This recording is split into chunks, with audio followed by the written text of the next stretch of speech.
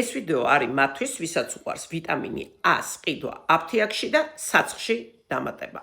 ძალიან მაინტერესებს თქვენი უკავშირი, რამდენად გიშველათ ამ კომბინაციამ კანზე და რაღაც რადიკალურად შეცვალა. გარდა იმისა, თუ ვიტამინი A, რომელიც იმყოფება ესეთ ფორმაში, სულ არის არასტაბილური. როგორც კი მას მოხდება ჰაერი, მზის შუქი, ის დაიწყებს დაშლას და მისი შედეგი დავა ნოლზე.